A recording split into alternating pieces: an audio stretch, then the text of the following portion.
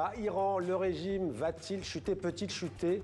La République islamique fait en tout cas face à une révolte de grande ampleur et elle est menacée par les États-Unis et Israël. La répression est féroce. Une organisation non gouvernementale parle ce soir de 648 morts et une ONG parle carrément de milliers de morts. Avec nous pour en parler, Mahnaz Shirali, bonsoir. Bonsoir. Soyez la bienvenue. Vous êtes sociologue et politologue franco-iranienne, basée en France, à Sahan Saber.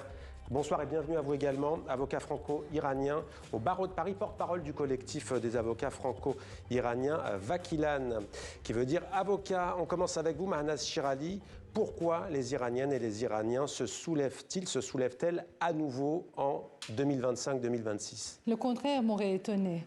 Quand ils étaient silencieux, j'étais très étonnée. Je me demandais comment les Iraniens peuvent supporter ça, autant d'injustice, autant de dysfonctionnement, alors que la nation iranienne est une nation qui a la tradition de protestation populaire. Dès la fin du XVIIIe siècle, les Iraniens, pour un oui, pour un non, étaient dans la rue. Enfin, il y a quand même eu des manifestations. Le printemps vert en 2013, à la mort de Mahsa Amini il y a 2 ans, à chaque fois, ces manifestations ont été réprimées dans les bains de sang, à chaque fois. Donc, les manifs qui n'ont pas été répondus par l'État, un État qui n'est pas capable de satisfaire l'exigence de son peuple, il est évident que le peuple se soulève tous les temps, enfin, tous les combien, quand il y a dès que quelque chose qui ne va pas, les gens sortent. Et là, cette fois-ci, on voit que ça n'a jamais été aussi important, aussi massif qu'aujourd'hui. À travers le pays. Sahan Saber, ça peut paraître galvaudé de vous poser la question ainsi, mais des Iraniens, on a le sentiment qu'ils n'ont plus rien à perdre. J'ai presque envie de dire que ça fait longtemps qu'ils n'ont plus rien à perdre. Ils savent très bien quoi attendre de ce régime, c'est-à-dire absolument rien. Et ce qu'on a pu voir ces dernières semaines, c'est qu'on était arrivé à la dernière étape avant l'explosion. Et cette dernière étape a été cette grève du bazar qui a été... Avec des commerçants qui sont plutôt conservateurs d'ailleurs à la base. Les commerçants traditionnellement sont conservateurs et proches du clergé, mais ce sont aussi eux qui assurent l'importation de matières et qui constituent le poumon économique de la société iranienne. On sait aujourd'hui aussi qu'ils sont... je dirais qu'ils ont des intérêts un peu confondus avec ceux des gardiens de la Révolution. Et compte tenu des sanctions internationales et de la corruption surtout qui est endémique, ils se sont mis en grève. Et ils se sont mis en grève parce qu'ils savent très bien que le seul responsable de cette situation, c'est le régime. Ce n'est pas un simple problème de politique ou de gestion économique du gouvernement iranien. Ce sont des problèmes structurels qui viennent des décisions prises par le régime de la République islamique et ce régime qui n'envisage pas d'ailleurs de changer de cap. Le mur de la peur est-il tombé? On aurait pu dire la même chose encore une fois en 2013 et en 2023, mais là on a le sentiment vraiment, d'ailleurs on voit depuis maintenant des mois, des années, même des femmes qui ne portent plus le voile en public. Le mur de la peur est tombé, diriez-vous? Je pense que c'est très vite dit. Ouais. Et la peur n'est pas aussi simple que ça. Ouais. On n'est pas en face d'un régime normal. Ouais. C'est un D'ailleurs, régime sanguinaire. on commence à voir des aveux à la télévision. L'agence France-Presse parle de 90 aveux forcés à la télévision d'État iranienne. C'est un État terroriste, c'est un narco-terroriste. Et donc, on ne dit pas aussi facilement, on ne peut pas dire aussi facilement que la peur est tombée parce que la peur est encore plus forte aujourd'hui. Quand vous dites terroriste, c'est qu'ils pratiquent la terreur. Là, j'ai parlé avec les Iraniens qui peuvent communiquer parce que c'est tellement peu maintenant, c'est tellement difficile à cause de blackout de la coupure d'Internet. La situation est tellement catastrophique, c'est très difficile de communiquer, mais quelques-uns qui arrivaient à communiquer, ils disaient qu'on n'a jamais eu autant de peur parce que le régime est complètement débridé. Vous avez parlé avec un médecin, notamment dans un hôpital. Que vous a-t-il dit? Alors, ce qui était effrayant, il a dit que dans sa morgue, il avait plus de 500 corps et qu'il ne pouvait plus du tout recevoir. Ça, c'était l'information qu'il m'a donnée hier et aujourd'hui, il m'a téléphoné pour dire une chose, c'est que les agents du régime sont entrés dans son hôpital et ils ont tiré des balles dans la tête des blessés. Il n'y a plus aucun blessé dans son hôpital et il était catastrophé, il pleurait. On entend souvent dire, quand il y a des manifestations en Iran, que c'est plutôt la classe moyenne qui est dans la rue et pas des classes populaires, vrai ou pas. Vous avez vu les images aujourd'hui, à l'appel certes du pouvoir, mais qu'on le veuille ou non, qui sont tout de même massives en Iran. Est-ce qu'il y a une question de classe dans ces soulèvements en Iran pour défier ce régime? Alors, la classe populaire s'est soulevée. Elle s'est soulevée en 2019 déjà de façon massive. Ces milieux populaires devaient être, et ont le régime a essayé d'en faire sa base populaire pendant plus de 40 ans. Et en 2019, les milieux populaires, les couches populaires se sont soulevées à cause de l'augmentation très importante des prix de l'essence. La réponse du régime a été une répression sanglante. À l'époque, en 2019, en une semaine, on avait eu quelque chose comme 2, 3, peut-être 4 000 morts, plusieurs dizaines de milliers de prisonniers politiques, ce qui montre que déjà à l'époque, le régime savait utiliser les armes lourdes contre la population. Et c'est ce qu'on retrouve aussi aujourd'hui.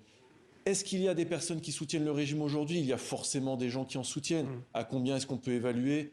Peut-être 10%, peut-être 15% entre ceux qui ont des intérêts avec le régime, des personnes qui peut-être idéologiquement sont complètement imprégnées, peut-être des personnes dans un désespoir le plus total et qui vivent avec cette idée que le régime pourrait leur sauver la peau. Mais en réalité, l'écrasante majorité de la population iranienne n'est plus du côté du régime et une partie maintenant significative est aussi du côté du prince Reza Pahlavi. Cela dit, les classes sociales dans un pays comme l'Iran, que l'économie est morte et que n'a pas beaucoup de sens. C'est-à-dire que la classe moyenne s'est complètement paupérisée. Aujourd'hui, on a vraiment l'écrasante majorité des Iraniens sont des pauvres. Mais dans un pays sous sanctions quand même, on le rappelle. Je vous rappelle que la situation économique en Iran était aussi corrompue et grave avant les sanctions. Et donc, on ne peut pas tout attribuer aux sanctions. Bien avant les sanctions, on avait des dirigeants hautement kleptocratiques, ça veut dire corrompus, et l'économie iranienne était bien malade avant, et évidemment, le coût des sanctions leur a été fatal. Alors, on préciser, sur les sanctions, il faut quand même rappeler une chose, c'est le résultat d'une politique du régime. Il y a eu un accord qui avait été signé en 2015 qui était déjà extrêmement précaire et le retrait des États-Unis a entraîné le retrait de la République islamique. D'abord, ce qui veut dire une chose, c'est que la seule partie qui intéressait les Iraniens à ce moment-là, c'était les États-Unis. Les Européens n'ont compté pour rien. Donc il y avait une réaction de défiance de la République islamique envers les États-Unis, envers la communauté internationale, sans jamais chercher à rester dans cet accord pour essayer peut-être de l'amender et de trouver une solution, un nouveau compromis avec les États-Unis. Donc, d'une manière Ce sont les États-Unis qui sont sortis de cet accord historique. Les Iraniens, le régime iranien. Mais les dirigeants iraniens ont tout fait pour que les Américains sortent, parce qu'ils ont invité tous les entrepreneurs européens sans un seul Américain. Et vous pensez que les Américains laissent que les autres pays profitent du part de gâteau et eux, ils restent en dehors? Pas vraiment la philosophie de Donald Trump. Clément Terme nous a rejoint, chercheur associé à l'IFRI, l'Institut français des relations internationales, spécialiste du Moyen-Orient. Bonsoir et bienvenue sur TV5 Monde dans ce débat intitulé « Le régime iranien va-t-il chuter? Peut-il chuter ?» D'abord une question, comment qualifiez-vous les événements en cours en Iran? Donc manifestation depuis 16 jours, répression qui se durcit, c'est une révolte, c'est une révolution selon vous? On est dans une situation révolutionnaire. On parle en République islamique d'épisodes révolutionnaires, donc depuis notamment 2017-2018, à nouveau en 2019, 2022-2023 et 2025-2026. Donc, alors pardonnez-moi de vous couper, je vais juste demander qu'on mette le son en plateau parce qu'on a un des invités qui ne vous entend pas et j'aimerais qu'il vous entende. Par définition, c'est un débat. Est-ce qu'on peut mettre le son en plateau pour que l'on puisse vous entendre? Allez-y, pardonnez-moi, reprenez. Donc oui, c'est des épisodes révolutionnaires récurrents. Maintenant, la question, c'est de transformer ces manifestations, ces revendications en projets politiques positifs, parce qu'il n'y a pas de débouché dans les institutions de la République islamique. La réforme est impossible. Donc il faut l'émergence d'un système alternatif. Et donc là, c'est toute la question de séparer le régime de l'État. Comment préserver les institutions sans garder l'idéologie finalement de la République islamique qui empêche le développement économique du pays et qui fait que les mouvements se répètent de manière de plus en plus rapprochée ces dernières années et avec une ampleur qui s'accroît. Donc certes, temporairement, les forces de sécurité peuvent, si vous voulez, effectuer un contrôle sur l'espace public, ralentir le mouvement de protestation, mais il n'y a pas de débouché politique dans le cadre de la j'allais vous poser la question, on entend beaucoup l'expression régime des mollahs. Est-ce que ce ne sont pas plutôt les gardiens de la révolution, dont on n'a pas encore prononcé le nom, qui sont les véritables piliers de ce pouvoir iranien en place depuis 1979 ? Alors oui, on a ce débat, surtout en Occident, sur est-ce que le guide suprême et les institutions cléricales peuvent être séparés de l'infrastructure militaire. Alors effectivement, si on regarde la Constitution, les gardiens de la Révolution sont à la solde, sont sous les ordres de l'ayatollah Khamenei, donc le guide suprême. Il n'y a pas de distinction à faire entre les forces idéologiques de la République islamique. Maintenant, c'est vrai que pour qu'il y ait un changement, il faudrait qu'il y ait une fraternisation entre les forces de sécurité et les manifestants. Et dans le cadre d'un régime idéologique et d'une armée idéologique, c'est là qu'il y a un défi. Mais un coup d'État militaire, par exemple, qui amènerait un chef militaire, une normalisation autoritaire, finalement, un scénario à la pakistanaise, reste peu probable puisque la population, les revendications rejettent aussi bien les clercs que les gardiens de la Révolution, qui sont accusés de crimes contre l'humanité par l'ONU, dans la répression du mouvement de 2022-2023, et qui obéissent aux ordres des clercs. Donc leur idéologie, en fait, vient de l'ayatollah Khamenei, et donc il n'y a pas de distinction pour l'instant que l'on peut faire. Il y avait un espoir sur l'armée régulière, parce qu'il y a 2 corps d'armée, mais elle a été mise sous contrôle ces derniers mois. Ouais, alors restez avec nous, Clément Terme. C'est vrai que c'est un des rares pays dans le monde où on ne voit jamais, même pas une image volée sur un réseau social, où on voit une scène de fraternisation entre un policier, entre un membre des forces de sécurité et un manifestant ou une manifestante. Oui, on peut rêver, on peut continuer à rêver que les forces de l'ordre vont s'effondrer et qu'ils vont s'attacher au peuple, parce qu'on ne connaît pas l'histoire. Le clergé chiite, à partir de l'époque de Qajar, début Qajar, c'est-à-dire que fin 18e, avait toujours l'habitude d'avoir un bras armé qui s'appelait les loutis en persan. Les loutis étaient les bras armés du clergé, et le clergé a toujours évolué en ayant son bras armé sous son manteau. Toujours. À chaque fois qu'il disait quelque chose au peuple et le peuple n'acceptait pas, c'est son bras armé qui se faisait accepter. Et donc, cette tradition longue de plusieurs siècles elle est ancrée encore aujourd'hui. Ouais. Alors la question maintenant à tous les trois, le pouvoir iranien, la République islamique, va-t-elle vaciller? Le régime peut-il s'effondrer? Le régime peut s'effondrer, mais on voit aussi la violence de la répression. La question est davantage de savoir quelles sont les responsabilités que les membres de la communauté internationale veulent assumer.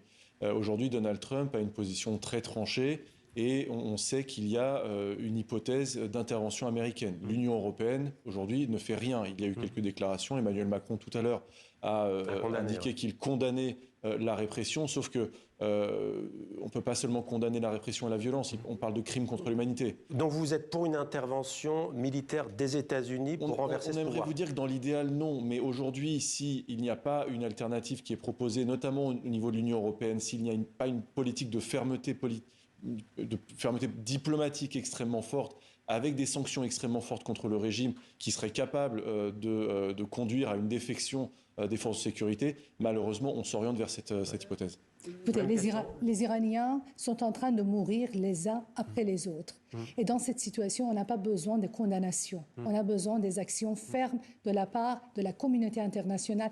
Je rappelle que c'est la responsabilité de protéger. R2P, c'est un principe qui a été adopté par l'ONU en 2005 pour protéger des pays où les dirigeants massacrent leur population. Aujourd'hui, les dirigeants iraniens massacrent les Iraniens. C'est la responsabilité de la communauté internationale. On voit très bien que les sanctions que vous appelez de vos voeux de la part de l'Union européenne, c'est pas ça qui va arrêter les... Il faut qu'il intervienne militairement. Qui, Donald Trump? Qui le peut, comme la dernière fois, ils doivent viser les centres névralgiques de la République islamique, leurs casernes, là où ils font mal aux Iraniens doivent être visés par la communauté internationale. Clément Terme, sur cette question, le pouvoir iranien est-il en train de vaciller et la République islamique peut-elle s'effondrer ces prochaines semaines, ces prochains mois et comment? Oui, je pense qu'on approche du point de bascule parce que il y a aussi la question interne au régime. Je l'ai dit, est-ce que l'acceptabilité aussi des ordres, cette répression est féroce? Certes, il y a des menaces aussi qui concernent les forces de sécurité si elles n'obéissent pas, mais on peut espérer avec le renouvellement des générations, avec les changements démographiques aussi en Iran, la génération Z n'est pas du tout prête à accepter ce que la génération Y et la génération précédente étaient prêtes à accepter. Donc il y a quand même à chaque mouvement social un progrès Et donc l'effondrement économique aussi pourrait accélérer la chute. Le choc militaire externe peut arriver, mais il est surtout une ligne rouge, c'est-à-dire que le seul fait qu'il y ait une menace de frappe, en fait, crée aussi un nouveau front pour la République islamique et complique quand même le processus de répression interne en faisant planer aussi une menace externe sur la survie du régime. Vous pensez que sans intervention extérieure, ce régime peut tomber ? Une révolution comme la révolution de l'ayatollah Khomeini et de son successeur, l'ayatollah Khamenei, va mourir idéologiquement. Elle est quasiment déjà morte. La société n'a pas digéré, si vous voulez, cette idéologie. On le voit dans les manifestations, dans les slogans. Donc l'identité iranienne a survécu à la République islamique. Et donc cet échec de l'endoctrination au-delà des clientèles du régime, en fait, fait espérer que la majorité pourra transformer ces revendications sociales en projets politiques. En tout cas, parce que l'obéissance à l'intérieur des clientèles du régime n'est pas garantie pour toujours. En tout cas, un homme dont on parle en première partie est en train d'émerger à des milliers de kilomètres de l'Iran. Il s'agit de Reza Pahlavi. Il se voit déjà comme le chef d'une éventuelle transition. Il dit travailler depuis 2 ans à cela. Que représente-t-il ? Quel est votre avis au sujet de cet homme, le fils de l'ancien Shah d'Iran ? Alors tout d'abord, il ne travaille pas depuis 2 ans. Nous, on a le plaisir de le connaître un petit peu, de l'avoir rencontré à de nombreuses reprises. C'est un homme qui travaille depuis plusieurs dizaines d'années. Lui dit la transition depuis 2 ans, mais la transition, je parle sur la transition elle-même, mais sur les idées, sur la démocratie, sur la laïcité, sur la réconciliation nationale, sur la désobéissance civile comme mode de résistance, ça fait des années et des années. Et aujourd'hui, ce qu'il incarne, c'est une histoire. C'est un patrimoine que les Iraniens revendiquent. Alors effectivement, quand on vient ici, spécifiquement en France, on aime beaucoup parler de la politique du Shah, de la Savak, mais sans doute parce qu'on ne se pardonne pas en France d'avoir accueilli l'ayatollah Khomeini, et puis parce qu'on a entretenu des relations avec la République islamique. Je pense qu'il y a un sentiment de culpabilité très profond qu'on ne retrouve pas dans les autres pays. Vous allez en Espagne, c'est Juan Carlos, c'est un prince, un roi qui a instauré la démocratie. Vous allez en Angleterre, la démocratie existe depuis j'ai presque envie de dire, ça a été un processus sur plusieurs siècles avec... Alors si c'était si bien, pourquoi il y a eu une révolution contre lui à l'époque ? C'était pas la France qui a orchestré cette révolution. Je vais vous répondre. Aujourd'hui, les analyses concordent pour dire que après ce qu'on a appelé en Europe, en Occident, le choc pétrolier, en Iran, on a parlé de boom pétrolier. 1973. Voilà, le Shah d'Iran a commis l'erreur de ne pas libéraliser la société iranienne sur le plan politique. Il l'avait libéralisée sur le plan économique et social, convaincu qu'il devait structurer le pays sur le plan de l'équipement, sur le plan économique, essayer de permettre à cette société d'être davantage cohérente, parce que c'est une population très diverse, ce sont des sociétés très diverses au sein de l'Iran. Mais il a raté sans doute le rendez-vous, et beaucoup d'opposants du Shah d'Iran nous ont dit, il y a quelques années, de ceux qui ont fait la révolution, ils disent peut-être que si le Shah d'Iran avait ouvert un petit peu sur le plan politique, il aurait pu canaliser cette colère. Selon vous, c'est l'homme de la situation. Lui, il dit de toute façon, il ne parle pas de monarchie, il y a le drapeau serre derrière lui, comme on le dit en première partie, mais il dit que ce seront aux Iraniennes et aux Iraniens de décider de leur sort et de leur avenir à travers des élections libres. Pour vous, c'est l'homme de la situation ? Écoutez, ce sont les Iraniens qui pensent qu'il est l'homme de la situation. Ce que je pense, moi, ça n'a aucune importance. Ma lecture de la révolution de 1979 n'est pas du tout celle de mon collègue. C'est plutôt la révolution était le fruit de 5 siècles de lutte de clergé chiite pour obtenir le pouvoir. On ne peut pas reprocher 5 siècles de lutte politique au Shah d'Iran. Le Shah d'Iran était la dernière partie de cet événement. Alors que pendant 5 siècles, nous avons un clergé qui s'est battu bec et ongle pour obtenir le pouvoir politique. Il a réussi en 1979 et c'est une erreur totale, c'est une désillusion optique de l'histoire que de croire que c'était la faute du Shah d'Iran. Et les Français doivent arrêter de donner des leçons aux Iraniens. Cette attitude paternaliste et son regard condescendant sur l'histoire de l'Iran qui consiste à donner des leçons à nous, les Iraniens, c'est insupportable. Un message que vous adressez donc à la France, aux autorités françaises. Clément Terme, sur cet homme, Reza Pahlavi, l'homme de la situation, l'homme des États-Unis, ou Donald Trump n'est pas encore décidé à le propulser ? Alors, il a un défi, c'est qu'effectivement, il a une popularité, il y a une profonde nostalgie en Iran par rapport à la période précédente au sein de la majorité de la population.